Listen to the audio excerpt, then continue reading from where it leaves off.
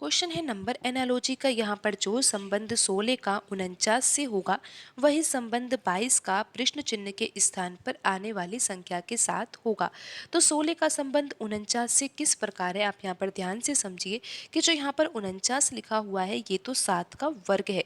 तो अब हमारा सोचने का तरीका ये होना चाहिए कि यहाँ पर 16 लिखा हुआ है, तो 16 से हम 7 को किस प्रकार प्राप्त कर सकते हैं, क्योंकि जब यहाँ पर 7 ही आ जाएगा तो फिर तो हमें 7 का वर्ग करना है और 7 का वर्ग तो 49 हो ही जाएगा। तो यहाँ पर हमें ये समझना होगा कि 16 यहाँ पर एक संख्या दी हुई है, तो 16 से हम 7 कैसे प्राप्त कर सकते हैं। तो आपको यहाँ पर समझ तो आ ही गया होगा कि 16 के दोनों अंकों को अगर इस प्रकार लिख दिया जाए और दोनों अंकों को अगर जोड़ा जाता है तो 7 ही आता है, और उसके बाद जब यहाँ पर 7 आ ही जाता है तो हमें 7 का वर्ग करना चाहिए, जिससे कि यहाँ पर 49 आ जाए। तो इस प्रकार यहाँ पर हम 16 के द्वारा 49 को लेकर आ सकते हैं। तो यहाँ पर देखिए कि 22 लिखा हुआ है, 22 के दोनों अंकों को हमें इस प्रकार लिखना होगा।